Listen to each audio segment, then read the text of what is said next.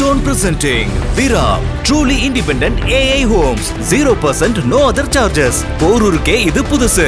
At Kattupakkam Porur. கண்ணுக்கு தெரியாத பிரச்சனைகள் நிறையா இருக்குது. நம்ம கண்ணுக்கு தெரிஞ்ச பிரச்சனையை தான் நம்ம பேசிக்கிட்டு இருக்கோம், நீங்களும் நானும். இது அப்படியே நிழல் யுத்தமாக ஓடிக்கிட்டே இருக்குது. அப்பா மகன் சண்டை நடுத்தரவுக்கு சந்தி சிரிக்குது இல்லையா? அதான் இன்றைக்கி 46 வருஷம் நான் கட்சியை வளர்த்தேன், செங்கலாக நான் உருவாக்கின மாளிகை இது, ஒரு 2 வருஷம் எனக்கு தலைவராக இருக்க உரிமை இல்லையான்னு கேட்குறாரு.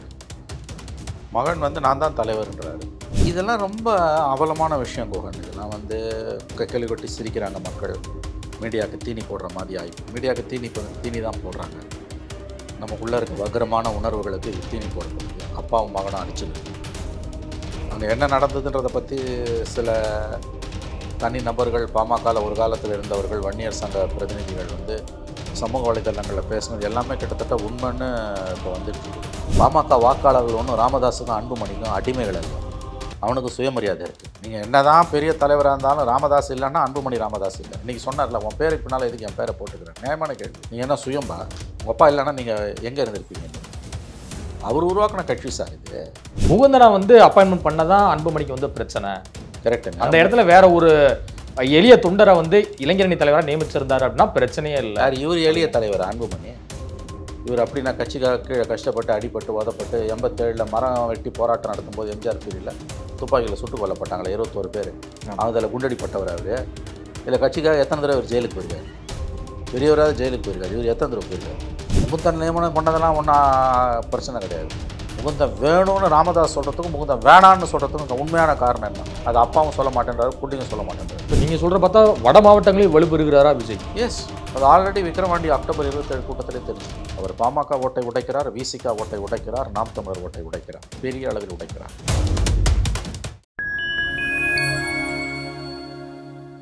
ஃபைன் டைம் மீடியா நேயர்களுக்கு வணக்கம். நான் உங்கள் சிங்குஹன். நம்ம சிறப்பு நிகழ்ச்சியில் நம்மோடு இணைந்திருக்கிறார் மதிப்பிற்குரிய மூத்த பத்திரிகையாளர் திரு மணி அவர்கள். வணக்கம் சார். வணக்கம் கோன். பாட்டாளி மக்கள் கட்சியில் என்னதான் நடக்கிறது என பல குழப்பங்கள் நீடித்த வண்ணம் இருக்கின்றன. தொண்டர்கள் மத்தியில் இதுதான் எழுந்துட்டு இருக்கு.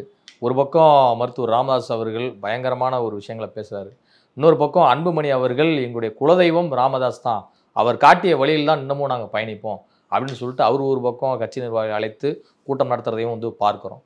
கிட்டத்தட்ட ஒரு 5-6 நாட்களாக தொடர்ந்து மாவட்ட வாரியாக, வருவாய் மாவட்ட வாரியாக ரீதியாக பொதுக்குழுலாம் கூட்டப்படும் அப்படின்னு சொல்லிட்டு அன்புமணி அவர்கள் அறிவித்தார். இன்றைக்கு ராமதாஸ் அவர்கள் செய்தியாளர் சந்திப்பில் உழைப்பதற்கு, கட்சியை வலுப்படுத்துவதற்கு அன்புமணி தயாராக இல்லை அப்படிங்கிற மாதிரி ஒரு பெரிய குற்றச்சாட்டை முன்வைத்திருக்கிறார். என்ன பிரச்சனை நினைக்கிறீங்க? கண்ணுக்கு தெரியாத பிரச்சனைகள் நிறையா இருக்குது. நம்ம கண்ணுக்கு தெரிஞ்ச பிரச்சனையை தான் நம்ம பேசிக்கிட்டு இருக்கோம், நீங்களும் நானும். இது அப்படியே நிழல் யுத்தமாக ஓடிக்கிட்டே இருக்குது. அப்பா மகன் சண்டை நடுத்தரவுக்கு சந்தி சிரிக்குது இல்லையா? அதான் இன்றைக்கி 46 வருஷம் நான் கட்சியை வளர்த்தேன், செங்கலாக நான் உருவாக்கின மாளிகை இது, ஒரு 2 வருஷம் எனக்கு தலைவராக இருக்க உரிமை இல்லையான்னு கேட்குறாரு. மகன் நான் தான் தலைவர்ன்றாரு. இதெல்லாம் ரொம்ப அவலமான விஷயம் கோகன். இதெல்லாம் கேள்வி கொட்டி சிரிக்கிறாங்க மக்கள். மீடியாவுக்கு தீனி போடுற மாதிரி ஆகி, மீடியாவுக்கு தீனி தான் போடுறாங்க. நமக்குள்ளே இருக்க வக்ரமான உணர்வுகளுக்கு இது தீனி போடப்படுது. அப்பாவும் மகனும் அடிச்சுக்கிறது. அங்கே என்ன நடந்ததுன்றதை பற்றி சில தனி நபர்கள், பாமகவில் ஒரு காலத்தில் இருந்தவர்கள், வன்னியர் சங்க பிரதிநிதிகள் சமூக வலைதளங்களில் பேசுனது எல்லாமே கிட்டத்தட்ட உண்மைன்னு இப்போ வந்துட்டுருக்குது. இப்போ வந்த தகவல் ராமதாஸ் வீட்டிலேருந்து ஒதுங்கி ஜெகதர்ஷனுக்கு சொந்தமான லாட்ஜில் தங்கியிருந்தார், ஹோட்டலில் தங்கியிருந்தார். அப்போ சௌமியா அன்புமணி காலில் மகனை எம்பி தலைவராக்கணும்னு கெஞ்சினாங்கலாம் சிலர் தொலைக்காட்சிகளில் பேசினாங்க.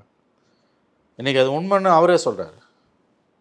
அப்போ அரசல் புரசலாக சமூக வலைதளங்களில் ராமதாஸை பற்றியும், அந்த குடும்பத்தை பற்றியும், அன்புமணியை பற்றியும், அன்புமணி மனைவி சௌமியாவை பற்றியும், அந்த குடும்பத்தை பற்றியும் அந்த செய்திகள் எல்லாம் ஒன்றொன்னா உண்மைன்னு இன்றைக்கி ராமதாஸ் வாயாலே வர ஆரம்பிச்சிருக்கு. இது ஒரு கட்சி பிரச்சனையா, குடும்ப பிரச்சனையா?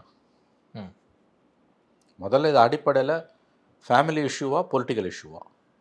இது 100% ஃபேமிலி இஷ்யூ, பொலிட்டிக்கல் இஷ்யூ இல்லை. இது முழுக்க முழுக்க குடும்ப பிரச்சனை. குடும்ப பிரச்சனைனா என்ன?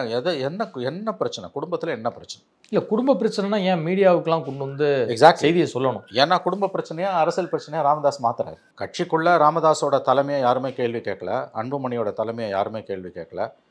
அப்பாவும் மகனும் சொல்கிறத கட்சி ஒட்டுமொத்தமாக ஏற்றுக்குது. ஒரே ஒரு சின்ன எதிர்ப்பு கூட, கலக குரல் கூட கட்சியில் கிடையாது. அப்போ என்ன பிரச்சனை? இன்னார தலைவராக போடணும்னு ராமதாஸ் சொல்கிறாருன்னா கட்சி ஏற்றுக்குது. அன்புமணி சொன்னார்னா ஏற்றுக்குது. 2 பேரும் ஒன்றா சேர்ந்து சொல்கிற வரைக்கும் அது ஏற்றுக்குது. 2 பேரும் பிரிஞ்சு சொல்லும்போது கட்சி வந்து வானத்தை பார்க்குது. அப்பா மகன் சண்டை 100% குடும்ப கட்சி. அது குடும்பத்துக்குள்ளே ராமதாஸ் சொல்கிறத அன்புமணி கேட்டுக்கிட்டு இருந்த வரைக்கும் பிரச்சனை இல்லை. அன்புமணிக்கும் ராமதாஸுக்கும் உடன்பாடு இருந்த வரைக்கும் பிரச்சனை இல்லை.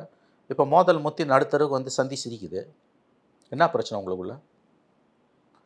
ஏன் வந்து நேரடியாக பிரச்சனைக்கு வராமல் சுற்றி சுற்றி ஏதோ பேசிகிட்டு இருக்கார் ராமதாஸ்? என்ன தான் சார் பிரச்சனை உங்கள் குடும்பத்தில்? இது அரசியல் பிரச்சனையா, குடும்ப பிரச்சனையா? சித்தாந்த ரீதியாக ஒரு பிரச்சனையும் கிடையாது. பிஜேபியோட போகிறதுல அப்பாவுக்கும் உடன்பாடு, மகனுக்கும் உடன்பாடு. அதில் எந்த மாற்று கருத்துமே இல்லை. 24 அதிமுகவோட போகணுன்னா ஒரு பிஜேபியோட போய்ட்டு அது முடிஞ்ச கதை. 26 பேசுங்க. 26 பிஜேபியோட போகணுமா, திமுகவோட போகணும், அண்ணா திமுகவோட போகணுமானா பிஜேபியும் அண்ணா திமுகவுமே ஒன்றா இருக்குது. அவங்க கூட தான் நீங்கள் போக முடியும். திமுக கூட சத்தியமாக போக முடியாது. விசிகா இருக்க வரைக்கும் இங்கே போக முடியாது. ஸ்டாலின் கண்டிப்பாக அந்த தப்பை செய்ய மாட்டார். அப்போ என்ன தான் உங்களுக்குள்ள பிரச்சனை? உங்கள் குடும்ப பிரச்சனையை நீங்கள் ஏன் கட்சி பிரச்சனையாகவும் நாட்டோட பிரச்சனையாகவும் மாற்றுறீங்க? உங்கள் குடும்ப பிரச்சனை தானே இது. உங்கள் குடும்ப பிரச்சனையை குடும்பத்துக்குள்ளே தீர்த்துக்கோங்க. அதையே கொண்டு நடுத்தரில் வைக்கிறீங்க. ராமதாஸ் குடும்பத்தோட பிரச்சனை பாமகவோட பிரச்சனையாக ஏங்க மாறுது? பாமக ஒரு பெரிய கட்சிங்க, 5% ஓட்டு வச்சுருக்க கட்சி. வட மாவட்டங்கள் ஒரு 60 தொகுதிகளில் வந்து அவங்களால வெற்றி தோல்வியை தீர்மானிக்க முடியுன்றது தான் இன்றைக்கு எதார்த்தம். வட மாவட்டம் இன்னும் செல்வாக்காக தான் இருக்குது. கண்டிப்பாக 60 தொகுதி 40 தொகுதி கூட வச்சுக்கோ, வெற்றி தோல்வியை தீர்மானிக்க முடியும். மொத்தம் உள்ள சட்டமன்ற தொகுதிகள் 6ல் ஒரு தொகுதியை அவங்க தான் தீர்மானிக்கிறாங்க. அது 40 இருக்கலாம், 60 இருக்கலாம். ஒரு வலுவான கட்சி, 41 வருஷமாக இயங்கிக்கிட்டு இருக்க கட்சி, 9 வருஷம் மத்தியில் ஆட்சியில் இருந்த கட்சி. என்ன இப்போ கேடு வந்தது நான் கேட்குறேன்? அசிங்கமாக இல்லை அப்பாக்கும் பிள்ளைங்க அது. இப்போ அடுத்த தேர்தலில் நீங்கள் அதிமுக பாஜகவோட தான் போக போகிறீங்க. அங்கே உங்களுக்கு பார்கெனிங் பவரே இருக்காது. கொடுத்த சீட்டை வாங்கிட்டு போகணும். சந்தி சிரிக்குது உங்கள் விஷயம். நீங்கள் சொல்கிறத பார்த்தா அதிமுக பாஜக அணியில் பாமக சேர்ந்தாலும் மிகப்பெரிய ஒரு நிர்பந்தம் இருக்கா? சேர்ந்து தான் சார் ஆகணும். வேற எங்கே போவாங்க அவங்க? திமுக கூட்டணி இல்லை, சீட் வைஸ் நான் சொல்கிறேன். சீட்டு கொடுக்கறத வாங்கிட்டு போகணும். நீ டிமாண்ட் பண்ணுறதுக்கு டிமாண்ட்லாம் நீ பண்ண முடியாது. என்ன இருக்குது டிமாண்ட் பண்ணுறதுக்கு? நடுத்தரில் வந்து சந்தி சிரிக்குது இல்லை. மக்கள் ஒன்றும் உங்களை அடிமைகள் அல்ல. பாமக வாக்காளர்கள் ஒன்றும் ராமதாஸுக்கும் அன்புமணிக்கும் அடிமைகள் அல்ல. அவனுக்கு சுயமரியாதை இருக்குது. பாமகவோட உண்மையான தொண்டை அந்த வன்னிய சமூகத்தில் இருக்கவன். அந்த சமூக தலைவர் தான் ராமதாஸ். அந்த சமூகத்துக்கு எவ்வளோ பண்ணியிருக்காரு, நான் மறுக்கலை. கஞ்சி குடிப்பதற்கு கூட வழி இல்லாத அந்த சமூகத்தில், ஓட்டாண்டிகளாக இருக்க அந்த சமூகத்தில், தலித்துகளுக்கு இணையாக மோசமான நிலையில் இருக்க அந்த சமூகத்தில் நான் கடந்த 40 ஆண்டுகளில் ராமதாஸோட பங்களிப்பு என்பது அவங்களுடைய முன்னேற்றத்துக்கு சொல்லக்கூடிய அளவுக்கான பங்களிப்பு தான். படித்த இளைஞர்கள், பெண்கள் மேலே எழும்பி வந்திருக்காங்கன்னா அது ராமதாஸோட உழைப்பு, ராமதாஸ் வாங்கி கொடுத்த இடஒதுக்கீடு, ப்ளஸ் மற்ற கட்சிகளில் இருக்கக்கூடிய வன்னியர் தலைவர்களுக்கு அந்தந்த கட்சிகளில் ஒரு மரியாதை இருக்குன்னா அது ராமதாஸால் தான் இருக்குது. அந்த வன்னியர் தலைவர்களை ஓரங்கட்டினா சசி ராமதாஸ் கோச்சிப்பார், வன்னியர்களை ஓரங்கட்டுறதா பேச்சு வந்துடும்னு ஜெயலலிதாவும் கருணாநிதியுமே அதை கரிசனத்தோடு பார்க்க வைத்தது வன்னியர் சங்க தலைவர்களை, வன்னியர் சமூகத்து தலைவர்களை, தங்கள் கட்சிகளில் உள்ள அந்த சமூகத்தை சார்ந்த மந்திரிகளை மரியாதையாக நடத்தினதும் அவங்களுக்கு போதிய வாய்ப்பையும் பிரதிநிதித்துவத்தையும் கொடுத்ததும் ராமதாஸால் தான். கருணாநிதி, ஜெயலலிதா, எடப்பாடி, ஸ்டாலின் எல்லாருமே. அப்போ ராமதாஸோட கான்ட்ரிபியூஷன் என்பது பெரிய கான்ட்ரிபியூஷன். ஆனால் இன்றைக்கி எதுக்கு வந்து மகனோட அதிகமான எண்ணிக்கை எல்லாமே மகனோட எதுக்கு மல்லு கட்டுறாரு? சரி, மகன் ஏன் அப்பா சொல்கிறத கேட்டுட்டு போக வேண்டியதானே? அப்பா இல்லைன்னா நீங்கள் இல்லை. நீங்கள் என்ன தான் பெரிய தலைவராக இருந்தாலும் ராமதாஸ் இல்லைன்னா அன்புமணி ராமதாஸ் இல்லை. இன்றைக்கி சொன்னார்ல, உன் பேருக்கு பின்னால் எதுக்கு என் பேரை போட்டுக்கிறேன்? நியாயமான கேள்வி. நீங்கள் என்ன சுயம்பா? உங்கள் அப்பா இல்லைன்னா நீங்கள் எங்கே இருந்திருப்பீங்க இன்றைக்கி? அவர் உருவாக்கின கட்சி சார் இது. 87 வயது முதியவர் கண் கலங்கிற லெவலுக்கு நீங்கள் வச்சிங்கன்னா இதெல்லாம் வந்து மக்கள் மத்தியில் உங்களுக்கு எதிர்மறையான உணர்வை தான் ஏற்படுத்தும். வன்னியர் சமூகத்து மக்கள் மத்தியில் இன்றைக்கும் ராமதாஸுக்கு இருக்க மரியாதை வேறு எந்த தலைவருக்கும் கிடையாது. அவர் ஜாதி தலைவராகவே இருக்கட்டும், அவரை மிஞ்சி அங்கே ஒரு தலைவர் கிடையாது. இன்றைக்கி அழகாக பேசுகிறார்ல, கூட்டணி கட்சிகள் யாரோட பேசுவோம், கூட்டணி கட்சிகளுக்கு யாரோட பேசணும்னு தெரியும்னு அவர் சொல்கிறார்ல. இன்னமும் அந்த ஹோல்டு அவருக்கு, ஓல்ட் இஸ் கோல்டு, இன்னமும் அந்த ஹோல்டு அவர்கிட்ட இருக்குல்ல. பேசுங்களேன், அப்பாவும் பிள்ளையும் பேசி தீர்த்துக்கோங்களேன். நீர் அடித்து நீர் விலகாது இல்லை. அவர் என்ன சொல்கிறார்? அடுத்த வருஷம் தேர்தல் வரைக்கும் நான் தலைவர், அதுக்கப்புறம் உனக்கு கொடுத்துறேன்றார். எதுக்கு தேர்தல் வரைக்கும் தலைவர்? எதை பிரித்து கொடுக்க? யாருக்கு பிரித்து கொடுக்க? இப்போ புரியுதா என்ன பிரச்சனைன்னு? எவ்வளவு தூரம் மக்களை இழிவுபடுத்துகிறாங்க அப்பாவும் மகனும், எவ்வளவு தூரம் கட்சியை இழிவுபடுத்துகிறாங்க அப்பாவும் மகனும். எவ்வளவு தூரம் அந்த சமூகத்தை இழிவுபடுத்துகிறாங்க, வன்னியர் சமூகத்தை, அப்பாவும் மகனும். நான் தான் தலைவர்னு கேட்குறாரு 87 வயது முதியவர். எதுக்காக நீங்கள் தலைவர் ஆகணும் அதுக்கு சொல்லுங்கள். அதுக்கு அவரே பதில் சொல்கிறார். இல்லை, எனக்கு இப்படி கேட்கறதுக்கே எனக்கு வந்து பார்த்தீங்கன்னா ரொம்ப கேவலமாக இருக்குது அப்படிங்கிற மாதிரியும் கொடுக்குறாரு. அது உங்கள் பிரச்சனை, கட்சியோட பிரச்சனை இல்லை, தமிழ்நாட்டோட பிரச்சனை இல்லை. கேட்டுட்டீங்கல்ல, நான் கேட்குறேன் எதுக்காக தலைவர் ஆகணும் அதை நீங்களே சொல்கிறீங்க. இன்னும் ஒரு 2 ஆண்டுகள் ஓரிரு ஆண்டுகள் இருக்கக்கூடாதா? தேர்தல் வரைக்கும் நான் தலைவர்ன்றார். அதுக்கு பிறகு 1 வருஷம் கிரேஸ் பீரியட் வச்சுக்கிறார். தேர்தல் வரைக்கும் 1 வருஷம் விட்டு கொடுக்குறேன், தேர்தலுக்கு பிறகு எனக்கு கொடுத்துரு, நான் மகன் இறங்கி வந்தாருன்னு இவர் ஒத்துப்பார். 2 வருஷம் கூட இல்லை, 1 வருஷம் தான். அந்த தேர்தல் நேரத்தில் தலைவராக இருக்கணும்னு அவர் ஏன் விரும்புகிறார்? யாரோட கூட்டணி வைக்கிறாங்களோ அவங்க கிட்ட அந்த வர வேண்டியது வரும், அதை குடும்பத்தில் பிரித்து கொடுக்கலாம், இவ்வளோதான். நான் பச்சையாக சொல்லுவேன். இதை பேசாமல் பீட்டிங் அரவுண்ட் த புஷ்ன்னு வாங்க, எதையோ பேசி அப்பாவும் மகனும் சண்டை போட்டுக்கிறாங்க. நேரடியாக பாயிண்ட்டுக்கு ராமதாஸ் வரமாட்டேன்றாரு. இது எல்லாருக்கும் தெரியும்ல, விஷயம் தெரிஞ்சவனுக்கு அட்லீஸ்ட் தெரியும்ல. தேர்தல் வரைக்கும் நான் தனியாக, தேர்தலுக்கு பிறகு நீங்களே தலைவராக இருங்களேன். நீங்கள் தான் நல்லா ஆரோக்கியமாக இருக்கீங்கல்ல. கலைஞர் 95 வயசு வரைக்கும், 94 வயசு இருக்கிறாரு, இருங்களேன். 50 ஆண்டு காலம் இருங்களேன். திமுக உங்களுக்கு நான் கேட்குறேன், தேர்தலை ஏன் குறி வச்சு சொல்கிறீங்க? அப்போ தேர்தல் சமயத்தில் தான் வெளியிலேருந்து எல்லாம் வரும், வர வேண்டியது வரும். அது குடும்பத்துக்குள்ளே எல்லாருக்கும் பிரித்து கொடுக்கலாம். அதிகார மையங்கள் பெருத்து போச்சு குடும்பத்துக்குள்ளே. கலைஞர் குடும்பம் மாதிரி கிட்டத்தட்ட ஆகிப்போச்சு. 1 டசன் அதிகார மையங்கள் கலைஞர் குடும்பத்தில். உங்கள் குடும்பத்தில் அட்லீஸ்ட் 1/2 டசன் குடும்பம் அதிகார மையங்களாக இருக்குது. தேர்தல் காலம், அறுவடை காலம் இந்த கட்சிகளுக்கு. அறுவடை காலத்தில் நான் தலைவராக இருந்தால் தான் குடும்பத்தில் வந்து தந்தை ஸ்தானத்தில் இருந்து எல்லாருக்கும் பிரித்து கொடுப்பேன், பாட்டன் ஸ்தானத்துலேருந்து பிரித்து கொடுப்பேன்றார் அவர். மகன் வந்து மொத்தமாக எனக்கு தான் ஓணுன்றாரு. அது அவரே சொல்கிறார். எல்லாம் தான் வச்சு பண்ணுறான் மகன்றார். சொன்னாரா இல்லையா? அந்த வார்த்தையை சொல்லியிருக்காரு, பார்த்தீங்கல்ல. அப்புறம் இதுக்கு மேலே என்னங்க சந்தி சிரிக்கணும் அந்த கட்சி? ஒரே ஒரு கொள்கையை சொல்லுங்கள், அப்பாக்கும் பிள்ளைக்கும் பிரச்சனைன்னு. முகுந்தனை வந்து அப்பாயின்மெண்ட் பண்ணதான் அன்புமணிக்கு வந்து பிரச்சனை. கரெக்டுங்க. அந்த இடத்துல வேற ஒரு எளிய தொண்டரை வந்து இளைஞரணி தலைவராக நியமிச்சிருந்தாரு அப்படின்னா பிரச்சனையே இல்லை. இவர் எளிய தலைவர் அன்புமணி. இவர் அப்படின்னா கட்சிக்காக கீழே கஷ்டப்பட்டு அடிபட்டு உதப்பட்டு 87 மரம் வெட்டி போராட்டம் நடத்தும்போது எம்ஜிஆர் பீரியடில் துப்பாக்கியில் சுட்டு கொல்லப்பட்டாங்களே 21 பேர். அதில் குண்டடிப்பட்டவர் அவர். இதில் கட்சிக்காக எத்தனை தடவை இவர் ஜெயிலுக்கு போயிருக்கார்? பெரியவராக ஜெயிலுக்கு போயிருக்கார். இவர் எத்தனை தடவை போயிருக்கார்? கட்சிக்காக இவரோட பங்களிப்பு என்ன? 2004 மந்திரி ஆகும்போது இவர் எங்கே இருந்தார்? மருத்துவர். அப்புறம் முகுந்தன் நியமனம் பண்ணதெல்லாம் ஒன்றும் பிரச்சனை கிடையாது. முகுந்தன் வேணும்னு ராமதாஸ் சொல்கிறதுக்கும் முகுந்தன் வேணான்னு சொல்கிறதுக்கும் உண்மையான காரணம் என்ன? அது அப்பாவும் சொல்ல மாட்டேன்றாரு, பிள்ளைங்க சொல்ல மாட்டேன்றாரு. இந்த எளிய தொண்டன் ஒருத்தன் வரணுன்றதெல்லாம் கதை. அப்போ அந்த அளவுகளை உங்களுக்கு வைக்கலாம்ல. உங்கள் அப்பா உழைச்சி உருவாக்கின கட்சி அது.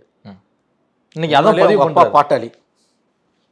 3 ரூபாய் டாக்டர் அவர். 3 ரூபாய் வாங்கிட்டு பேஷண்ட்டு பார்ப்பார், சைக்கிள் மேய்ச்சிட்டு வருவார். கஷ்டப்பட்டு வந்த தலைவர், மண்ணிலிருந்து வந்த தலைவர், மாற்று கருத்துக்கு இடமே இல்லை. ஒடுக்கப்பட்ட மக்களோட தலைவர், ஆரம்ப காலங்களில் வன்னியர் தலித் ஒற்றுமைக்காக பாடுபட்ட தலைவர். மத்தியில் ஆட்சி அமைக்கக்கூடிய அதிகாரம் வந்தப்போ தான் கட்சி சார்பாக ஒரு வன்னியரை போடலை, தலித்தை தான் அவர் போட்டார். அவருக்கு ஒரு விஷன் இருந்தது, ஒரு பாராட்டத்தக்க வரலாறு பின்புலம் அவருக்கு இருக்குது. உங்களுக்கு என்ன இருக்குது? சில்வர் ஸ்பூனில் தானே சார் நீங்கள் வந்தீங்க. சரி, இது உங்கள் கட்சி பிரச்சனை, நான் இதை குறை சொல்லலை. எல்லா கட்சியும் நடக்கிறது உங்கள் கட்சியும் நடக்குது. கலைஞருக்கும் ஸ்டாலினுக்கும் பிரச்சனை வந்தது இல்லைங்க. அழகிரி ஸ்டாலினை திட்டாருன்னு தான் கலைஞர் வந்து அழுதார். அழகிரிக்கும் ஸ்டாலினுக்கும் பிரச்சனை இல்லை, கலைஞர் குளிர் காஞ்சார். ஸ்டாலினுக்கும் கலைஞருக்கும் என்றைக்குமே பிரச்சனை வந்ததில்லை. இல்லை, கலைஞர் இருந்த வரைக்கும் ஸ்டாலின் ஏற்றுக்கிட்டார், அப்பா தான். ஸ்டாலின் கலைஞர் காலத்துக்கு பிறகு தான் ஸ்டாலின் தலைவர். இந்த தள்ளாத வயதிலும் நினைவு தப்பின கட்டத்தில் கூட கலைஞர் தான் தலைவர். அப்போ செயல் தலைவராக தான் 1 வருஷம் இருந்தார். அவ்வளோதான். உங்கள் அப்பா நல்லா தானே இருக்கார், நான் தான் தலைவர் போது ஏற்றுக்கோங்களேன். ஏன் எதிர்க்கிறீங்க? உங்கள் அப்பா இல்லைன்னா நீங்கள் இல்லைங்க. அவரை ஜெயிச்சிடலான்னு நினைக்காதீங்க. ஏன் உங்களால் முடியாது தெரியுமா? அவர் உங்களுக்கு அப்பா. Old is gold man. இல்லை, அவ்வளோ சீக்கிரம்லாம் நீங்கள் வந்து ஒரு வயதான முதியவர் கண்ணீர் விட்டு அழுகிற லெவலெல்லாம் நீங்கள் பண்ணக்கூடாது. ஆனால் அவரை வந்து அமைச்சராக்கியது 35 வயதில் தவறு அப்படிங்கிற மாதிரிலாம் குறிப்பிடுறாரு. இவ்வளவு நாள் வயிறு பெத்த வயிறு எரியுது இல்லைங்க. பெத்த வயிறு எரியுது, நோக விடலாமா? அந்த மனசை நோக விடலாமா? 87 வயசில் நிம்மதியாக இருக்க வேண்டிய ஒரு மனுஷனை நோக விடலாமா? கண்ணீர் சிந்த விடலாமா? இவருடைய வழிகாட்டு கொஞ்சம் பொறுமையாக இருந்தால் என்னங்க உங்களுக்கு? உங்கள் கையில் தாங்க வரப்போகுது. அவரே சொல்கிறார்ல, எனக்கு பிறகு என் புள்ள தான்றாருல. எனக்கு பிறகு பாலுன்னு சொன்னாரா, இல்லை ஜிகே மணினாரா, ஏகே மூர்த்தினாரா? யாருமே சொல்லலையா? எனக்கு பிறகு என் புள்ள தானே அவரே சொல்கிறாரு. கட்சியும் அதை ஏற்றுக்குது, ஒருத்தன் அதை எதிர்க்கல. நிர்வாகிகள் தொண்டர் எல்லாருமே ஏற்றுட்டாங்க. ஒரு சிங்கிள் ரெசிஸ்டன்ஸ் இல்லை, நாட் அ சிங்கிள் ரெசிஸ்டன்ஸ். ஒரு கலக குரல் இல்லை. உங்களுக்கு தானே வரப்போகுது, பொறுத்துக்கோங்களேன். அதுவும் அவர் வெளிப்படையாக அடுத்த எலெக்ஷன்றாரு, இன்னும் 10 மாதம், அதுக்குள்ளே என்ன அன்புமணிக்கு அவசரம்? சரி, ராமதாஸ் வந்து இது எதுக்காக இதை செய்கிறாரு? மகன் அப்படியே கொள்கை தங்கம், நம்ம வந்து அவனை வந்து அப்படியே புடம் போட்டு எடுத்துடணும் அதுக்கா? இல்லை மகன் கொள்கை மாறி போகிறான், நம்ம அவனை காப்பாற்றி நம்ம கொள்கை தங்கமாக இருக்கோம், நம்ம கட்சியை உய்வித்து விடலாம்னா கிடையாது. அரசியல் ஜீரோ. வேறு விஷயங்களை பங்கு போட்டுக்கிறதுல வர பிரச்சனை வேறு ஒன்று இல்லை. ஒருவேளை தான் வந்து தலைவராக நீடிக்கும் போது 2026 தேர்தலின் போது கூட்டணியில் நிறைய சீட்டுகளை வந்து பெற முடியும் அப்படின்னு சொல்லிட்டு ராமதாஸ் அப்படி ஒரு எண்ணத்தில் அதெல்லாம் வெளியில் சொல்கிற கதை, கட்டவிழ்த்து விடுற கதை. நீங்களும் அதை நம்புறீங்க? சீட்டு முக்கியம் இல்லைங்க, சீட்டோடு சேர்ந்து வரக்கூடிய வேறு விஷயங்கள் முக்கியம். அதை பங்கு போடுறது முக்கியம். குடும்பத் தலைவராக அதை எல்லாருக்கும் பங்கு போட்டு தன்னை வந்து ஒரு நீதிமானாக நிலைநாட்டிக்கணும்னு பெரியவர் விரும்புகிறார். ஒரு தந்தையா பாட்டனா. மகன் வந்து விட மாட்டேன்றார், என்கிட்ட கொடுத்துட்டு நீ ஒதுங்கிடுன்றார். அவரே சொல்கிறார்ல இன்றைக்கி, கொள்ளுப்பேரனோட கதவு மூடின்னு கொள்ளுப்பேரனோட விளையாடுன்றார்ல. ஓப்பனாக இதுக்கு மேலே என்னங்க வேணும்? சந்தி சிரிக்குது இல்லைங்க குடும்ப விஷயம். இதில் ஏதாவது 1% அரசியல் இருக்கா? இல்லை, சௌமியா அவர்களை வந்து தருமபுரி தொகுதியில் நிறுத்தணும்னு சொல்லி என்கிட்ட கெஞ்சி கூத்தாடி மன்றாடி தான் வந்து கேட்டு வாங்கினார் சீட்டை. உண்மைதான், அன்புமணி அப்படிங்கிற. ஆமாம், அவர் வாயிலேருந்தே வரும்போது இதை யார் மறுக்க முடியும்? சௌமியா மறுப்பாங்களா, அன்புமணி மறுப்பாரா? இனிமேல் மறுத்தாதுக்கு ஏதாவது அர்த்தம் இருக்கா? உங்கள் பிரச்சனை, உங்கள் குடும்ப பிரச்சனை நடுத்தருவில் வந்து சந்தி சிரிக்குது. இதை விட ஒரு கட்சிக்கு அவமானம் தேவையா? மருமகள் வந்து என் காலை பிடிச்சிட்டு அழுதாங்கன்னாரு, பாஜக கூட கூட்டணி போயிடலாம் ஆமாம் அப்படின்னு சொல்லி.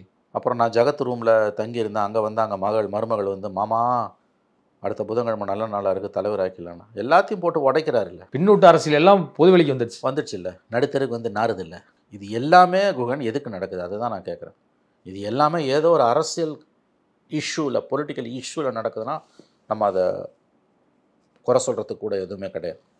உதாரணத்துக்கு பிஜேபியோட போகணுமா வேணாமா, கட்சி இருகூறாக பிளந்துருக்குன்னா நம்ம அமைதியாக அதை வந்து சொல்லலாம், சரிங்க அவங்க கட்சிக்குள்ளே அவங்க ஒரு பொலிட்டிக்கல் டிசிஷன் எடுக்கட்டும்.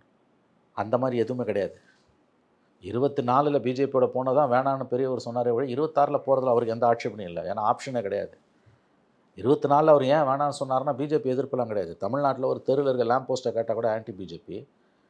இதில் போய் ஏன் தோக்கிற 30-10 வருஷம் ஆண்டுட்டு இருக்கான், ஏடிஎம் கூட போனால் ஒரு 3 சீட்டாக ஜெயிக்கும், உனக்கும் கையில் பலம் இருக்குன்னாரு. அந்த அனுபவம் பேசிச்சு, மிளிர்ந்தது. மகன் கேட்கல. குறுகிய பார்வை கொண்ட மகன் சுயநலத்தினாலும் அச்சத்தினாலும் ஆட்பட்டு இருந்த காரணத்தால் பிஜேபிக்கு அவர்கள் பலியானார்கள். இனிமேல் மீண்டெல்லாம் வர முடியாது. ஒரு முறை பிசாசுக்கு ஊழியம் செய்துவிட்டால் வாழ்நாள் முழுவதும் ஊழியம் செய்வாய். விவிலியத்தில் ஒரு வாசகம் வரும், ஒரு முறை பிசாசுக்கு ஊழியம் செய்து விட்டால் வாழ்நாள் முழுவதும் ஊழியம் செய்வார். நான் ஒரே ஒரு தடவை தப்பு பண்ணிடுறேன் அப்புறம் ஒழுங்காக இருப்பேன். ஒரே ஒரு தடவை தப்பு பண்ணாலும் தப்பு தான், அதுக்கு விலை கொடுப்பேன். அதுதான், ஒரு முறை பிசாசுக்கு ஊழியம் செய்தால் போதும், நீங்கள் வாழ்நாள் முழுவதும் ஊழியம் செய்யும். இல்லை, இப்போ ராமதாஸ் அவர்களாக இருக்கட்டும், அன்புமணி அவர்களாகட்டும், இது மாதிரி அவர்கள் பேசுவது என்பது பொதுவெளியில், அது தொண்டர்கள் மத்தியிலும் வட மாவட்டங்களில் இருக்கக்கூடிய பாட்டாளி மக்கள் கட்சி நிர்வாகிகள் மத்தியிலும் என்ன மாதிரியான தாக்கத்தை ஏற்படுத்தி? மிகப்பெரிய தாக்கத்தை ஏற்படுத்தும். வாக்கு, நல்ல கேள்வி இது. இப்போ தாக்கத்தை ஏற்படுத்தும், பெரிய தாக்கத்தை ஏற்படுத்தும். அந்த வாக்கு வங்கி சிதறும். அவர்கள் பிஜேபிக்கு போவார்கள், விஜய்க்கு போவார்கள். குறிப்பாக அன்னைக்கு 11 விஜயகாந்துக்கு போனாங்க. வட மாவட்டங்களில் நிறைய அலாலையாக போச்சு. இன்ஃபேக்ட் அப்போ விஜய், அதாவது குறிப்பாக பாட்டாளி மக்கள் கட்சியின் கோட்டை என்று அழைக்கப்படுகிற விருத்தாச்சலம், அங்கெல்லாம் தோத்தாங்க. பண்ருட்டி, பல இடங்களில் அவங்க அடிச்சுட்டு போயிருந்தாங்க. பெல்ட்டே அடி வாங்குச்சு. அதுக்கு பிறகு திரும்ப அந்த வாக்கு ஓரளவு திரும்பிச்சு. ஏன்னா விஜயகாந்தோட தவறுகளால் பாமக வாக்குகள் இந்த பக்கம் திரும்பிச்சு. 2016 திரும்ப வந்து ஓரளவு வந்தது. இப்போ சந்தி சிரிக்குது இல்லை, இந்த தடவை வெளியேறும், நிரந்தரமாக வெளியேறும். விஜய்க்கு பெரிய அளவில் போகும், திமுகவுக்கு ஓரளவு போகும். இப்போ நீங்கள் சொல்கிற பார்த்தா வட மாவட்டங்களில் வலுப்பெறுகிறாரா விஜய்? எஸ், அது ஆல்ரெடி விக்ரவாண்டி அக்டோபர் 27 கூட்டத்திலே தெரிஞ்சுது.